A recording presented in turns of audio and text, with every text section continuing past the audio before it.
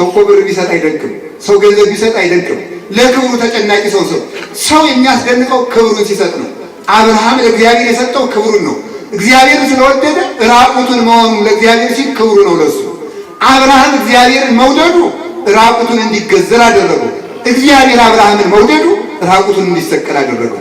እኛ እግዚአብሔር መውደዳችን ምን አደረገው? ፍቅር ያለው ሰው ሁሉን ይረሳል። ለዚህ ነው ተመልከቱ በመዓዛ ጽጌኪ በዛው ደስም ሰክረ ውግረታ የማን ይበስሎ ሐሰረ ወእሳትሪ ከመባይ ባይ ቆሪረ። ድንግል ማርያም በአንቺ ፍቅር የሰከረ ሰው ድንጋይ ቢወረውሩበት ድንጋዩን እንደ ሳር ይቆጥረዋል። እሳት ውስጥ ቢወረውሩት እሳቱን እንደ በረዶ ይቆጥረዋል ይላል። የሰከረ ሰው በሾህ ቢወጉት አይታወቀውም። የእግዚአብሔር ፍቅር ያሰከረ ሰው ሰይፉን፣ እሳቱን፣ ስለቱን ሁሉ ይዘነደትም። ስለዚህ እግዚአብሔር ቸርነቱ ፍርዱን አያስቀርበትም፣ ፍርዱ ደግሞ ምሕረቱን አያስቀርበትም። ስለዚህ እንደሚፈርድብን አውቀን መደንገጥ አለበት። መደንገጥ ፈጽሞ በእውነት እንገራችሁ እግዚአብሔር የምህረት ባህር ነው። ኦ ክርስቶስ ወልደ እግዚአብሔር ሕያው አይደል ያለው? ተመልከቱ አረጋዊ መንፈሳዊ አንተ ውእቱ ባሕረ መሰኒ፣ አንተ የምህረትና የውበት ባህር ነህ ይላል። ከጠባብ ባህር ውስጥ ጥቂት ሰዎች ገብተው ቢታጠቡበት ይደፈርሳል። ክርስቶስ ግን የዓለም ኃጢአት የማያደፈርሰው የቸርነት ባህር ነው። ሁላችንም እንግባ። ድሮም እኮ እንበለው ኃጢአተኛ ከነበር ሲጋራ የሚያጨሱም ይኖራል፣ ዘማዊም ይኖራል፣ እዚህ የሚሰክርም ይኖራል፣ በብዙ ነገር ይኖራል። እንዲህ እንበለው አምላካችን ይላል አንተ እኮ ባለመድኃኒት የሚያስፈልጋቸው ለበሽተኞች እንጂ ለጤነኞች አይደለም ብለሃል። እንደዚያ ስላልክም አንተ በእውነት የምታስፈልገው ለጤነኛው አብርሃም አይደለም፣ ለጤነኛው ለይስሐቅ ለያዕቆብ፣ ለጤነኞች ለሚካኤል ለገብርኤል አይደለም፣ ለበሽተኞች ለእኛ ታስፈልገናለህ። ስለዚህ በሽተኛነቴን አትጸየፈኝ፣ መድኃኒቴ ኢየሱስ ክርስቶስ ሆይ አንተን እበላህ እጠጣህ ዘንድ ፍቀድልኝ ብለን እንለምነው። ለምኑ ይሰጣችኋል፣ አንኳኩ ይከፈትላችኋል። እናንተ እምነት የጎደላችሁ ከእናንተ መካከል ልጁ ዓሣ ቢለምነው እባብ ይሰጣል? ልጁ እንቁላል ቢለምነው እንቧይ ይሰጣል? ልጁ ዳቦ ቢሰጠው ድንጋይ ቢለምነዋል? እንኳንስ እንዲህ ያደርግ ዳቦውን ቀልፍቶ ጠርዙን ከራራውን ደሱ ወጥቶ ልምልሙን ለልጁ ያጎርሳል። እንቁላሉን ቀልፍቱን ቀልፍቶ አስኳሉን ለልጁ ያጎርሳል። እሾሁን አጥንቱን ለቅሞ ልምልሙን ስጋ ያሳውን ለልጁ ያጎርሳል። እናንተ ክፉዎች፣ እናንተ ክፉ ስትሆኑ ለልጆቻችሁ መልካም የምታደርጉ ከሆነ የሰማይ አባታችሁ እንዴት አያደርግላችሁ? የሰው ልጅ በጎና ክፉ መለየት ማቃት አንዱ ችግር ነው የሰው ልጅ። ለዚህ መድኃኒቱ ምንድነው? ሁልጊዜ መማር ነው። ቅዱሳን ሊቃውንት ምንድነው የሚሉት? ከድንጋይ የሚጸና ነገር የለም፣ ግን አንዲት ጠብታ ውሃ ሳታቋርጥ ከወረደችበት ያቺ ጠብታ ውሃ አንድ ቀን ማጎድጎዱ አይቀርም ብሎ የሚናገረው። ለምሳሌ ቅዱስ ላሊበላ ሄዳችሁ የምታውቁ ካላችሁ ቅዱስ ናኩቶላ ቤተክርስቲያን ስትሄዱ ትንንሽ ገንዳ የሚመስሉ ድንጋዮች አሉ። የናኩቶላ ብንባ የሚባል ጠበል አለ፣ ጠብ የሚለው። እነዚያ ጠበሎች የሚያልፉበት ገንዳ ነገሮች ድንጋዮች ጎድጉዶ አልተፈጠሩም፣ ግን አንዲቱ ጠብታ ውሃ በጣም ብዙ ውሃ የሚቋጥር ገንዳ እንዲሆን አጎድጉደዋለች ማለት ነው። ከውሃ የበለጠ ደካማም የለም፣ ከአለት የተበለጠ ጠንካራም ቢሆን የለም። ልክ ያንተ ልብ ቢከፋ ከአለት ሊደነድን አይችልም። የእግዚአብሔር ቃል ደግሞ ደካማ ውሃ ጠንካራውን አለት ከሰበረው ኃያሉ የእግዚአብሔር ቃል ልቤን አይሰብረውም አትበል። ስለዚህ ቃለ እግዚአብሔርን ሲሰሙ አልቀየርም ብሎ መወሰን አንዱ ችግር። ሁልጊዜ መስማት፣ ባንቀየርም ሁልጊዜ እንስማ። አንድ ቀን ልባችን ይሰበራል። ቃለ እግዚአብሔር ያለ ቀልቆ ለገዳም ነው የሚለው ቅዱስ ዳዊት። የእግዚአብሔር ቃል በረሃውንና ተራራውን ያናውጣል። እንደ ተራራ እንደ በረሃ የነደደውን ኃጢአት ያቃጠለውን ልቡና ጠለ የሕይወት እግዚአብሔርን ጠለ ምሕረት ወልደ እግዚአብሔርን ያፈስበታል። ስማ ሰማይ ወአጽሜ ምድር ወይረድ ከመጠል ነቢበ ጠለ ምሕረት ወልደ እግዚአብሔር ይወርዳል። ያን ጊዜ በበረሃ የተቃጠለው በኃጢአት ሐሩር የነደደው የሰው ልብ በእግዚአብሔር ቃል ይርሳል። እሾሃችን በቃሉ ይለበለባል፣ ይቃጠላል፣ ይነዳል። ንጹሕ በመሆን የሚቻለው ከመስማት ነው። ማመን ከመስማት ነው፣ መስማትም የእግዚአብሔርን ቃል ነው። ስለዚህ ሁልጊዜ መስማት፣ በምንሰማው ትምህርት ደግሞ ነፍስ፣ ከዚያ ደግሞ ስሜታችን ይገራል ማለት ነው። እነዚህ ስናደርግ መንፈሳዊ መሆን ይቻለናል። ሌላው መንፈሳዊ መሆን የሚባለው ምንድን ነው? የሰው ልጅ በሚኖርበት ጊዜ ፍቅር ሊኖረው ይገባል። ፍቅር ያለው ሰው መንፈሳዊ መሆን ይችላል። መንፈሳዊነት ማለት መጸለይ፣ መስገድ፣ መጾም ከሆነ ለምን አልጸልይም? ፍቅር ስለሚወለድ። ጥያቄ ጠይቃችሁ አሁን ይህን ስለምታውቁት አዎ ፍቅር ስለሌለኝ ነው ብላችሁ ልትደመድሙ ትችላላችሁ። ለምሳሌ አንድ ሰው በጣም የሚወዳችሁ ሰው ቀጠሮ ይቀጥራቸዋል። 10 ሰዓት ላይ ልንነጋገር እፈልጋለሁ ቢላችሁ እንዴት እየናፈቃችሁ ትሄዳላችሁ? ግን ከጧቱ 12 ሰዓት ላይ ኪዳንና በኪዳን ጸሎት እኔ ያናግርሃለሁ ብሎ እግዚአብሔር ቀጥሮናል። የዚያን ጊዜ ልዑል እግዚአብሔር ኃያላን መላእክት ክንፋቸውን ፊታቸውን በክንፍ ሸፍነው ሊያዩት የማይቻላቸው እግዚአብሔር ከወራዶች ከኛ ጋር ሊነጋገር መምጣቱን ብናውቅ ግን ጸሎት የምናቋርጥ ይመስላችኋል? የምንበላው ስጋ የክርስቶስ ሕይወትን የሚያድል መሆኑ ቢገባል ከቁርባን ወደኋላ እንል ነበረ። ስለዚህ ተመልከቱ፣ ፍቅር ስለሌለን እስቲ እግዚአብሔርን ማናገር ቢፈልግ አሁን እግዚአብሔር እዚህ በዚህ አንድ ከተማ ጦርና እዚያ ክፍለ ከተማ ላይ እግዚአብሔር አለ ብትባሉ ማሄድ እስቲ እጁን ያወጣል አለ። ስለዚህ ተመልከቱ፣ እንኳን እግዚአብሔር ተገለጠ ተብላችሁ ጸጉሩን የጎነጎነ ባይታዊ ባያችሁበት ሁሉ ስትሮጡ ነው የምትሉት። እሱ ብቻ አይደለም፣ በኢንተርኔት ድምፅ ለመስማት እንኳን ስንፋጠን የምንውለው የሚወደንን እንሸሸዋለን፣ የሚያጠፋንን እንከተላለን። መሰረታዊ ችግራችን እሱ ነው። እግዚአብሔርን ከወደድ ነው እግዚአብሔር ቸሩ አብርሃምን ያናገረ፣ ይስሐቅን ያናገረ፣ ያዕቆብን ያናገረ፣ ዳዊትን ያናገረ፣ ቄርሎስን ያናገረ፣ ዮሐንስ አፈወርቅን ያናገረ፣ ያን መዶሻ ጳውሎስን ያናገረ፣ እናቱን ያናገረ፣ በኃጢአት የረከስን እኛንም ሊሰማን የወደደ ሲሆን እሱን ለማናገር ግን ደግሞ እንጠላለን። ስለዚህ ስንፍናችንን ያጠፋል። ስለዚህ እግዚአብሔር እንደሚወደን እኛም ስንወድ ጸሎትን እንወዳለን። እግዚአብሔርን የሚወድ ሰው ስግደት ምን ይለዋል? ፍቅር ይመራክሙ በኩሉ ፍኖትክሙ ነው የሚለው ቅዱስ መቃርስ ሲናገር። ታላቁ መቃርስ የመነኮሳት አባት ሲናገር በሕይወታችሁ ዘመን ሁሉ ማን ይመራናል ካላችሁ ፍቅር ይመራችኋል። ትዳሩ ከደከመባችሁ የትዳሩ ሕይወት ድክምክም ካለባችሁ ክርስቶስን ውደዱት። ክርስቶስን ስትወዱ ሚስታችሁ አትሰለቻችሁም። ክርስቶስን ስትወዱት ባላችሁ አይሰለቻችሁም። በሕይወታችሁ ዘመን ሁሉ ፍቅር ይመራችኋል። ጸሎት ሲሰለቻችሁ፣ ቆመ ማስቀደስ ሲሰለቻችሁ መስቀል የተሸከመውን ጌታችሁን ይዩት። ያን ጊዜ ስግደቱ ይጣፍጣችኋል። ፍቅር ምንጊዜም የሕይወት ሁሉ መሪ ነው። የሕይወት ሁሉ መሪ ነው። ቅዱስ ዮሐንስ አፈወርቅ ይላል እስመ ምግባራት ሰናያት ይትወለዳ እምፍቅር ይላል። በጎ ስራ የሚወለደው ከፍቅር ነው። እግዚአብሔር ለሰው ለምን ሞተ? እግዚአብሔር ሰውን መውደዱ ነው። ኖህን ወይን አስክሮት ራቁቱን እንደዋለ ክርስቶስ በሰው ፍቅር ስኩር ሆኗልና ራቁቱን ተሰቅሏል ብለው ሊቃውንቱ ይተረጉማል። ኖህ በወይን ፍቅር ሰክሮ ነው የተኛው።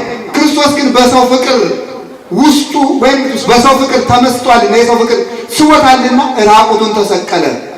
ኖህን የወይኑ ስካር ራቁቱን እንዳስረሳው እግዚአብሔር ደግሞ የሰው ፍቅር መከራን እንዲንቅ አድርጎታል። ወመነና ለኀፍረት በእንተ ፍሥሓሁ ዘጽኑ ሎቱ በፊቱ ተዘጋጅቶ ስላለለት ደስታ ሲል ኀፍረትን ንቆ ተሰቀለ። አብርሃም እግዚአብሔርን መውደዱ እንዲያውን አብርሃምን ያህል ደግ ሰው የሽማግሌ ቁስል ደግሞ ክፉ ነው ቶሎ አይደለም። አብርሃምን ያህል ደግ ሰው ራቁቱን ጨርቁን ገልጦ እግዚአብሔርን መውደዱ ሰው እኮ ብር ቢሰጥ አይደንቅም። ሰው ገንዘብ ቢሰጥ አይደንቅም። ለክብሩ ተጨናቂ ሰው የሚያስደንቀው ክብሩን ሲሰጥ ነው። አብርሃም ለእግዚአብሔር የሰጠው ክብሩን ነው። እግዚአብሔርን ስለወደደ ራቁቱን መሆኑ ለእግዚአብሔር ሲል ክብሩ ነው ለሱ። አብርሃም እግዚአብሔርን መውደዱ ራቁቱን እንዲገዘር አደረገው። እግዚአብሔር አብርሃምን መውደዱ ራቁቱን እንዲሰቀል አደረገው። እኛ እግዚአብሔር መውደዳችን ምን አደረገን? ፍቅር ስለ ፍቅር ሲባል ክርስቶስን ሁልጊዜ ባይን መሳል እንዴት ትልቅ ሀብት መሰላችሁ! ባይን ስሎ ማየት፣ መስቀል ተሸክሞ ሲወጣ፣ ሲገረፍ፣ ሲቸነከር፣ ሲወድቅ፣ ሲደማ፣ ሲቆስል፣ ሐሞት ሲጠጣ፣ ቀላያትን በፍኙ የሚሰፍር አምላክ ውሃ ሲጠማ ብናየው 30 ደቂቃ ቁመን ለመጸለይ አይሰለቸንም ነበር። እሱ ስጋውን ያበላ ደሙን ያጠጣ ሲራብ ብናየው፣ ውሃ ሲለምን ብናየው ኖሮ እስከ 9 ሰዓት መጾም ባልሰለቸን ነበር። ፍቅር በመንገዳችሁ ሁሉ ይመራችኋል። ፍቅር ያለው ሰው ሁሉን ይረሳል። ለዚህ ነው ተመልከቱ፣ በመዓዛ ጽጌኪ በዛውደ ስም ሰክረ ውግረታ የማን ይበስሎ ሐሰረ ወእሳትሪ ከመባይ ባይ ቆሪረ። ድንግል ማርያም በአንቺ ፍቅር የሰከረ ሰው ድንጋይ ቢወረውሩበት ድንጋዩን እንደ ሳር ይቆጥረዋል። እሳት ውስጥ ቢወረውሩት እሳቱን እንደ በረዶ ይቆጥረዋል ይላል። የሰከረ ሰው በሾህ ቢወጉት አይታወቀውም። የእግዚአብሔር ፍቅር ያሰከረ ሰው ሰይፉን፣ እሳቱን፣ ስለቱን ሁሉ ይንቀዋል። ስለዚህ እሱን ማየት ይጠበቅብናል። ቀጥሎ ፍርሃትና ንቃት ሊኖረን ይገባል። እየሰማችሁ ነው? ክርስቲያንን የሚያድነው ፍርሃትና ንቃት ነው። እስቲ ፍርሃትና ንቃት በሉ። ፍርሃትና ምንድን? ንቃት ምን ማለት ነው? እንደሚፈርድብን ስናውቅ መፍራት አለብን። እንዲያውም ሊቃውንት አባቶቻችን እናትህና ወንድሞችህ እና እህቶችህ ይጠሩሃል ተብሎ ጌታ ሲነገር እናቴና አባቴ እህቶቼ የእግዚአብሔር ቃል የሚሰሙ ናቸው ያለውን ሲተረጉሙ ምን ብለው ይናገራሉ? አሁን ክርስቶስ እናቱን ማቃለሉ አይደለም። እንግዲያው ስለምንድን ነው ቢሉ ተመልከቱ። እናቴስ ማናት? ይህን ቃል የሚሰሙ ናቸው ማለቱ እናቱም እንኳን ብትሆን ቃሉን ባትፈጽም ሊፈርድባት የሚችል መሆኑን ለእነዚያ ለመንገር ነው። ቃሌን ባትፈጽም ኑሮ ለቃሌ ባትታዘዝ ኑሮ እናቴም እንኳን እናቴ ናት ብዬ ከፍርድ አላድናትም። እናንተም እንኳን ለእናቴ የማራራ እንኳን መሆኔን አውቃችሁ ስራ ስሩ ሲል ነው። ቅዱስ ጴጥሮስ እኮ ምን ይላል? ለመላእክት እንኳን አላዘነላቸውም ነው የሚለው። መንጦላይትን የሚይዙ ናቸው ብሎ ሳጥናኤልን እንኳን ሲወረውረው አላዘነለትም። እግዚአብሔር ቸርነቱ ፍርዱን አያስቀርበትም፣ ፍርዱ ደግሞ ምሕረቱን አያስቀርበትም። ስለዚህ እንደሚፈርድብን አውቀን መደንገጥ አለብን። መደንገጥ ስለ ብፁዕ ዘይደነግጥ በእንተ ጽድቅ ነው የሚለው ሰሎሞን። ስለ ጽድቅ የሚደነግጥ ንዑድ ክቡር ነው። ስለ ጽድቅ የሚደነግጥ እንዲሁ አሁን በእውነቱ የማይጠፋ እሳት እያለ የማያንቀላፋትን እያለ የማይሞቅ በረዶ እያለ ብርሃን የሌለበት ጨለማ እያለ ሙቼ እገላገለዋለሁ የሚያሉት ዕዳ እያለ ሰው ይተኛ ነበረ? ሲኦል እንደምንገባ ብናውቀው ሌሊት 30 ደቂቃ ዘላለም እንደምንቃጠል ብናውቅ በእውነት ወታደርስ ቢገርፍ ጥሩ ነው። ለምን ገርፎ ወይ ሲደክሞ ይተውናል ወይ ስንሞት ይተውናል። ሰይጣን ግን እኮ ገራፊዎችም አይሞቱ ተገራፊዎችም አንሞትም። ሁልጊዜ የምንገረፍበት ጅራፍ እንዳለ ብናውቅ በቀን 1 ሰዓት መትጋት ባላቃተን ነበረ። ስለዚህ ዕዳችን ማወቅ ይጠበቅብናል። ቅዱስ ዮሐንስ ዘደማስቆ ይላል የዓለም ሁሉ ስንፍና የዓለም ሁሉ ኃጢአት የሚመነጨው ከ3 ነገሮች ነው። ከመርሳት ከድንቁርናና ከስንፍና ነው። መርሳት ሲኦልን ይረሳል ሰው። ሲኦልን አውቆ ሲኦልን ረስቶት እንኳን ሌላውን ተው ሌላው ቀርቶ አሁን እነዚህ አይዛብ ቤተክርስቲያን የሚያቃጥሉ ሰው የሚያርጉት እንደሚፈረድባቸው ቢያውቁ ኖሮ ሰው የሚያርጉ ይመስላችኋል? እኛስ ቢሆን ፍርድ እንዳለ ብናውቁ ኖሮ 24 ሰዓት መጨፈራችን እንዲሁ ዘፈን ኃጢአት ነው ጽድቅ ነው ብንዘፈን ምን ችግር አለ? አሁን እንዲሁ ዘፈንን ከሞባይል ማጥፋት ያቃተው ክርስቲያን አንገቱን ለሰይፍ ይሰጣል ተብሎ ይታመናል? እንዲህ ያለ ደካማ አጥንት መቆርጠም ያልቻለ ሁልጊዜ ወተት ጋቱኝ የሚል ክርስቲያን ለምን ሊበጅ ይችላል? አጥንት ቆርጥሙ እስኪ ሁልጊዜ ወተት ጋቱኝ ለምን ትላላችሁ? እስኪ ጠበቅ ያለ ክርስትና እና እግዚአብሔር እንደሚፈርድብን ማወቅ። ቅዱሳን ይፈርድብኛል ብለው ምን ይላሉ? ይተጋሉ። ሁለተኛ ደግሞ መንግስቱን ሲያስቡ ደግሞ ይነቃሉ። ልሄድ ከክርስቶስ ጋር ልኖር እናፍቃለሁ እያሉ መንግስተ ሰማያት እንደውም አባቶቻችን ኃይል ወስብሐት ለዓለመ ዓለም ኃይል ወስብሐት ለዓለመ ዓለም ኃይል የተባለች ምንድናት ይሉና በአንድ ትርጓሜ ነው በአንዱ ትርጓሜዋ ነው። ብዙ ትርጉም አለው ኃይል ወስብሐት የምትለው አሁን ዘስናት ነው። ኃይል ያንተ ናት ማለት ኃይል የተባለች መንግስተ ሰማያት ናት ይላሉ። ለምን ሲባል የመንግስተ ሰማያት የፍቅሯ መጠን ወታደሩን ትጥቅ ያስፈታል፣ ንጉሱን ዘውዱን ያስወረውራል። እና ያለን ሩቅ አገር ሳሌድና አፄ ካሌብ መንግስተ ሰማያት በመንግስተ ሰማያት ውበት ቢሰክሩ ዙፋናቸውን ትተው ዘውዳቸውን አሽቀንጥረው ትተው ከአንዲት ዋሻ ተንበርክከው ሲጸልዩ እናውቃቸዋለን። አባቶቻችን የነሱ ልጆች ነን በእውነቱ ማለት ነው። ስለዚህ ተመልከቱ ኃይል የተባለች ሰውን ወደ እሳት የምትስብ ንጉሱን ወደ ዋሻ ወደ ፍርኩታ የምታንከራትት በክርስቶስ የክርስቶስን መዓዛ እያሸተተች በረሃ ለበረሃ የምታንከራትት ኃይል ስላላት መንግስተ ሰማያት ኃይል ተብላ ተጠርታለች። ስለዚህ የዚያ ፍቅር ሲገባን ማሰብ እንችላለን። ሁለት ነገር ተናግሬ ልጠቅልል። ዓለም እንደሚያልፍ ማወቅ ይጠበቅብናል። አንድ መነኩሴ ነበረ እና በአንዲት ሴት ውበት ይቸገራል። ሲቸገር ታግዞ ሲሰግድ ሞተች ያቺ ሴት እና ስትሞት መቃብሯን ከፈተው። ከጥቂት ቀን በኋላ ከፍቶ ሲያየው አጥንቱ ተልከስክሶ ደሙ እየፈሰሰ እጁ እየተንጠፈጠፈ አገኘ። በመጎናጸፊያው በእንደዚህ ያለው በመደረቢያው ፎጣ ሄደና የሚንጠፈጠፈውን እጅ እንደዚህ አድርጎ ቀብጦ አመጣና ካፍንጫው ላይ አደረገው። አንተ እርኩስ ወራዳ ክብርህን ልታጣለት የነበረው ውበት ይኸው እንደዚህ ሆነ አለው ለራሱ። ክብርህን ልታጣለት የነበረው ውበት ይኸው ዛሬ በትልነት የተለወጠ በመከርፋት የተለወጠ በጥፋት የተለወጠ በመከስከስ የተለወጠው አጥንት ተጋጥሞ ስታየው ግን መንግስት ገሌ ከወደቅማ አባ ገሌ እንዲህ ከሆኑማ ዘማሪ ከሌ እንዲህ ከሆነማ እስቲ አይናችሁ ከፍ ብሎ ይመልከት። ከፍ ያሉትን ስንመለከት ከፍ ብለን ማየት እንችላለን። ለማለት ፈልጌ ነው። ይሄ ልቦና ይስጠን፣ መከራ እግዚአብሔር ይስጠው። በእውነቱ አትስማሙም? ጥሩ ነው። መከራ ባይኖር መከራ ፍርሃትን ያመጣል። ደግሞ ፍርሃት በጣም ጠቃሚ ነው። ሰው ይሄ መከራ ባይመጣ ኖሮ ዘንድሮ ንስሐ አይገባም ነበር። ጠግቦ ዘፈንተው ቢባል 24 ሰዓት ሰማይን በጡጫ ምድርን በእርግጫ እያለ እየዘለለ እምቢ ብሎ የነበረው ክርስቲያን አሁን ቢያንስ ንስሐ መግባት ቢያንስ ደግሞ ሰላማዊ ሰልፍ እንውጣ ማለት እንኳን ችሏል። እንደው እግዚአብሔር ትዝ ብሎታል የጠገበው ሁሉ ማለት ነው። እና እግዚአብሔርማ መከራን እንኳን አመጣ በእውነቱ ማለት ነው። ኤልያስ እኮ አለ በእውነቱ ይሄ ሁሉ ችግር የመጣው ጣዖት አምልኮ የሰፈኑ በዝናብ አብቅተህ በፀሐይ ስለምታበላቸው ነው። ስለዚህ ሰማይን ብትለጉመው ሰው ወደ አንተ ይመለስ ነበረ። ዝናቡን ስታሳጣቸው ቢመለሱ ድንገት ስብከት ሰምተው ድንገት መቼም አልተመለሱም። ዝናቡን ሲያጡ ቢመለሱ ብሎ ሰማይ ይለጎሙ። ስለዚህ ሰምተን ስላልተመለስ እግዚአብሔር መከራውን አምጥቶታል። ቢያንስ በዚህ እንኳን ደግሞ ተሰምተን እንድንመለስ ይርዳል።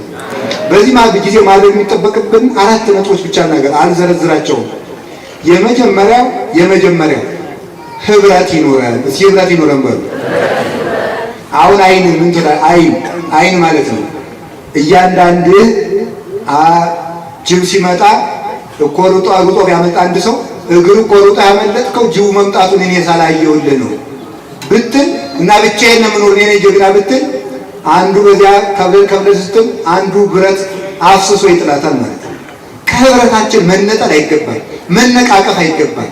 ስለዚህ ቅዱሳን አባቶቻችን ብቻ አይደለም ፓትርያርኩን፣ ቅዱስ ሲኖዶሱን፣ ሊቃነ ጳጳሳትን፣ የቤተክርስቲያን አስተዳዳሪዎችን፣ መምህራንን፣ ካህናትን፣ ዲያቆናትን አለመንቀፍ የቤተ ክርስቲያናችን እንኳን የቤተክርስቲያናችን ሰዎች ድክመት ቢኖር እንኳን አውጥታቸው አለመናገር። ህብረቱን ለማነጽ እንጂ ህብረቱን ለማፍረስ አትተው። ከክርስቶስ ጋር ለመኖር ራስን ከአካል ጋር ለማዋሃድ እንጂ ለማፍረስ የሚተጋ ክርስቲያን እኛው እያጋለጥን እየሰጠን ነው እኮ። በዚያው ክፍተት እንከመረከበ ንዑሰ ምዋ ውእቱ ያርኅቦ ለንዑስ መካን መጠነ ምህላፈ ገመድ ጽውን ያድላል ሊቁ። ተመልከቱ፣ የመርፌ ቀዳዳ ያክል ቀዳዳ ካገኘ ሰይጣን እሱ የተጫነ ግመል የሚያስገባ ያህል አስፋፍቶት ይገባል ይላል። እኛው ክፍተት እየሰጠን ነው። ስለዚህ አንድ እንሆን፣ እንተባበር፣ መነቃቀፉን ትተን ድክመታችን እየተሸሻሸን ለእግዚአብሔር እየተውንለት በአንድ እንኖር ነው። ሁለተኛ እንንጻ። እስኪ እንንጻ በሉ። አሁን ይህን ከሰማችሁበት ጊዜ ጀምሮ ከነገ ጧት ጀምሮ ሁላችሁ ንስሐ ለመግባት ትጉ። በእውነቱ ራስ እግዚአብሔርን በየት እናሳደረው? በእውነቱ በእግራችን እንዳያድር ስንሮጥበት፣ በአፋችን እንዳያድር ስንዘፍንበት፣ በጆሮ እንዳያድር ዘፈን ስንሰማበት፣ በሆዳችን እንዳያድር 24 ሰዓት ስንበላበት፣ በልባችን እንዳያድር ቂም ስንቋጥርበት። ስለዚህ መናዘዝና መንጻት የመጀመሪያው እርምጃ ነው ማለት ነው። የሚነጻ ሰው የጠራ ሰማይ ይሆናል። በጠራ ሰማይ ፀሐይ ይወጣል። ክርስቲያን የጠራ ሰማይ ነው። በጠራ ሰማይ ላይ ፀሐይ ክርስቶስ ይገለጣል። ክርስቶስ ከኛ ጋር ከሆነ ደግሞ ለእመ እግዚአብሔር ምስሌነ መኑ ይክለነ፣ እግዚአብሔር ከኛ ጋር ከሆነ ማን ይቃወመናል? እስኪ በሉ። ስለዚህ እግዚአብሔር ንጉሥ እንዲመጣ ቤት እንደሚጠረግለት ለእንግዳ ቤት እንደው እኮ እኛ እኮ በእውነቱ ለእንግዳ ቤት የሚጠረግለትን ያህል እንኳን ለክርስቶስ ቤት አንጠርግለት። ራሳችን ብናነጻው ምን አለ? ቅዱስ ዮሐንስ አፈወርቅ ምን አለ? ምን ነው ዕቃ የጠፋው ሰው እንኳን እኮ ዕቃውን ካላገኘ አያልፍም። ቢያንስ የጠፋ ዕቃ ያህል እንኳን እግዚአብሔር ብንፈልገው ምን አለ? የጠፋ ዕቃችን እስከምናገኝ ድረስ ጎረቤት እንጠራለን፣ አፋልጉኝ ነው። የዚያን ያህል እንኳን እግዚአብሔር ፈልገ ነው አናውቅም ብሎ ነው የሚናገረው። ስለዚህ እንናዘዝ። የእውነቴን ነው የምነግራችሁ። ቀጥሎ ቤተክርስቲያን የክርስቶስ አካሉ ናት ብለን ተናግረን የመጀመሪያው እንተንፍስ ነው። እስኪ እንተንፍስ በሉ። ሰው ትንፋሱ ከተቋረጠ ሞተ ይባላል። ትንፋሱ ከተቋረጠ ሞተ ይባላል። አካል ያለ እጅ ይኖራል፣ ያለ እግር ይኖራል፣ ያለ ጆሮ ይኖራል፣ ያለ አፍንጫ ይኖራል። ያለ ልብና ያለ ሳምባ ግን ኑሮ ያውቃል። ያለ ልብና የሳምባ ሳምባ ካልተነፈሰ ልብ ደም ካልረጨ መዳን አይቻልም። ሰውየው ቁሞ አይሄድም፣ ይሞታል። ቤተ ክርስቲያን የምትሞተው አካሏ ሕዋሳቷ የሆኑ ልጆቿ ደም መቀበልና እስትንፋስ መውሰድ ካቆሙ። ስለዚህ ተመልከቱ፣ መተንፈስ ማቆም ማለት ክርስቲያኖች ጸሎት ሲያቋርጡ የቤተ ክርስቲያን አጥሯ የሚፈርሰው የዚያን ጊዜ። ጸሎት ሳይጸልይ የሚውል ሳይጸልይ የሚያድር ክርስቲያን ለቤተ ክርስቲያን በአጸዱ በአዝመራው ውስጥ አውሬና ቀበሮ እንዲመጣ አጥር ያፈረሰ ክርስቲያን። ስለዚህ ሳንጸልይ አንዋል፣ ሳንጸልይ አንዳር። ደም መርጨት ያቆመ አካል ማለት ደግሞ መቁረብ ያቆመ ክርስቲያን። የማይቆርብ ክርስቲያን እንዴት እግዚአብሔር ከእሱ ጋር ይሆናል? እግዚአብሔር ከእርሱ ጋር ካልሆነስ እንዴት ሰይጣን ሊያሸንፍ ይችላል? ስለዚህ ሁላችሁም እንዲያው በሞቴ በመቁረባችሁ ሊመጣባችሁ ፍዳ ካለ እግዚአብሔር በእኔ ሊፈርድ ይችላል። ፈጽሞ በእውነት እንገራችሁ እግዚአብሔር የምህረት ባህር ነው። ኦ ክርስቶስ ወልደ እግዚአብሔር ሕያው አይደል ያለው? ተመልከቱ። አረጋዊ መንፈሳዊ አንተ ውእቱ ባሕረ መሰኒ፣ አንተ የምህረትና የውበት ባህር ነህ ይላል። ከጠባብ ባህር ውስጥ ጥቂት ሰዎች ገብተው ቢታጠቡበት ይደፈርሳል። ክርስቶስ ግን የዓለም ኃጢአት የማያደፈርሰው የቸርነት ባህር ነው። ሁላችንም እንግባ። ድሮም እኮ እንበለው ኃጢአተኛ ከነበር ሲጋራ የሚያጨሱም ይኖራል፣ ዘማዊም ይኖራል፣ እዚህ የሚሰክርም ይኖራል፣ በብዙ ነገር ይኖራል። እንዲህ እንበለው አምላካችን ይላል አንተ እኮ ባለመድኃኒት የሚያስፈልጋቸው ለበሽተኞች እንጂ ለጤነኞች አይደለም ብለሃል። እንደዚያ ስላልክም አንተ በእውነት የምታስፈልገው ለጤነኛው አብርሃም አይደለም፣ ለጤነኛው ለይስሐቅ ለያዕቆብ፣ ለጤነኞች ለሚካኤል ለገብርኤል አይደለም፣ ለበሽተኞች ለእኛ ታስፈልገናለህ። ስለዚህ በሽተኛነቴን አትጸየፈኝ፣ መድኃኒቴ ኢየሱስ ክርስቶስ ሆይ አንተን እበላህ እጠጣህ ዘንድ ፍቀድልኝ ብለን እንለምነው። ለምኑ ይሰጣችኋል፣ አንኳኩ ይከፈትላችኋል። እናንተ እምነት የጎደላችሁ ከእናንተ መካከል ልጁ ዓሣ ቢለምነው እባብ የሚሰጣል? ልጁ እንቁላል ቢለምነው እንቧይ የሚሰጣል? ልጁ ዳቦ ቢሰጠው ድንጋይ የሚለምነዋል? እንኳንስ እንዲህ ሊያደርግ ዳቦውን ቀልፍቶ ጠርዙን ከራራውን ለእሱ በልቶ ልምልሙን ለልጁ ያጎርሳል። እንቁላሉን ቅርፍቱን ቀልፍቶ አስኳሉን ለልጁ ያጎርሳል። እሾሁን አጥንቱን ለቅሞ ልምልሙን ሥጋ ያሳውን ለልጁ ያጎርሳል። እናንተ ክፉዎች፣ እናንተ ክፉ ስትሆኑ ለልጆቻችሁ መልካም የምታደርጉ ከሆነ የሰማይ አባታችሁ እንዴት አያደርግላችሁ ብሎ ያደርግልናል። እንምን በጽኑ ሃይማኖት እንጽና። ያንን ማድረግ የሚቻለው ስንቆርብ ነው። ከክርስቶስ የተነጠለ ክርስቲያን የክርስቶስን ቤተክርስቲያን ሊጠብቅ አይችልም። ደግሜ የምላችሁ ከክርስቶስ የተለየ ክርስቲያን የቤተክርስቲያን መከራ ማቅለል አይችልም። የቤተክርስቲያን መከራ እንዲቀር ከክርስቶስ ጋር እንኑር። ያንንም የምናደርገው ቅዱስ ሥጋውን ክቡር ደሙን ስንቀበል ብቻ ነው። አሁን የሰማችሁኝ ያልናችሁን አድርጉ። ተመልከቱ፣ ዓለምን የለወጧት 12 ገበሬዎች ናቸው።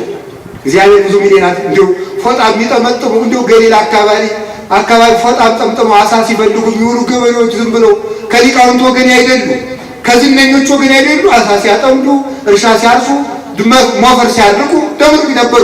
ፈረስ ሲገሩ የነበሩ 12 ገበሬዎችን ጨው አድርጎ ዓለምን አጣፍጦታል። እዚህ መካከል ያለነው ጨው እንሁን። እኛ ከተለወጥን መርዛማውን ዓለም ማጣፈጥ እንችላለን። ክርስቲያን ራሱ ከጣፈጠ መራራ ሁሉ አያመረውም። ክርስቲያን ከመረረ ግን ዓለም ማር ሊዘንባት እንኳን አትጣፍጥም። ከልቤ ነው የምነግራችሁ በእውነት ማለት ነው። ቅዱስ ቂርቆስ ያደረገውን ታውቃላችሁ። በሁለት ዓይኖቹ 2 የጋሙ ብረቶች፣ በሁለት ጆሮዎቹ 2 የጋሙ ብረቶች፣ በሁለት የአፍንጫው ቀዳዳ 2 የጋሙ ብረቶች፣ በአፉ ደግሞ 1 የጋመ ብረት ሲጨምሩበት፣ በዚያ ላይ ደግሞ መራራ ቅጠል በጥብጠው ሲጨምሩበት ምን እንዳለ ታውቃላችሁ? ቃልህ ለጉሮሮ የጣፋጭ ነው። አያችሁ፣ በክርስቶስ ለጣፈጠ መራራው እንኳን ይጣፍጠዋል። በክርስቶስ ለጣፈጠ የሚያቃጥል እሳት እንኳን ተመችቶት ይተኛል። ክርስቶስ በሌለበት ግን ፍራሹም ሆነ ኑሮ ሁሉ እሾህ ሆኖ ይዋጋል። ስለዚህ ቅዱስ ሥጋውን ክቡር ደሙን እንቀበል። ከዛሬ ጀምሮ የማይቆርብ ክርስቲያን በእውነት ከልቤ ነው። ከግራኝ መሐመድ ወዲህ ነው የማይቆርብ ክርስቲያን የመጣው። የማይቆርብ ክርስቲያን እሑድ ቀን ይጠየቅ ነበር። ለምን አልቆረብክም ይባላል። አይ ምን አገባችሁ ካለ ንስሐ አባቱ ምን አገባ ካለ ካህናቱ ተሰብስበው ይጠይቁታል። ምን አገባችሁ ካለ ሕዝቡ ተሰብስበው ይህን ሰው ከክርስቶስ ከተለየ የኛ ዘመድ አይሆንምና እሳት እንዳታጫጭሩት፣ ቢታመም እንዳትጠይቁት፣ ቢሞት እንዳትቀብሩት ይባል ነበር። ከዚያ ወዲህ ነው ከቁርባን የተለየ ክርስቲያን የመጣው ኢትዮጵያ ውስጥ።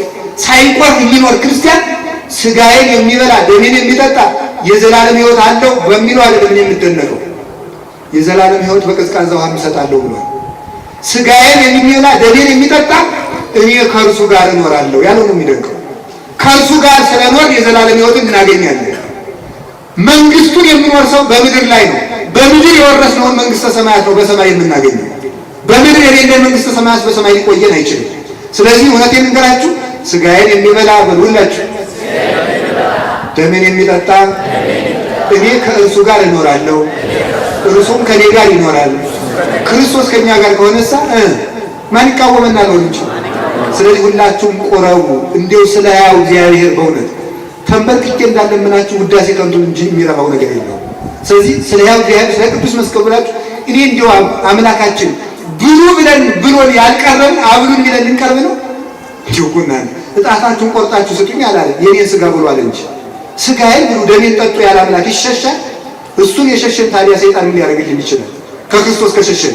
ስለዚህ ሁላችሁ ምንም ኃጢአት ይኖርባችሁ አሽቀንጥራችሁ ጠላት ተሸክማችሁን አንከባላችሁ ቆረቡ። እግዚአብሔር ለኢትዮጵያ መፍትሄን ይሰጣል። የታመነም አምላክ ነው። በእውነቱ የታመነው አምላክ እሱ እኛ እንዳንከዳው ልቡናችንን ይጠብቅ።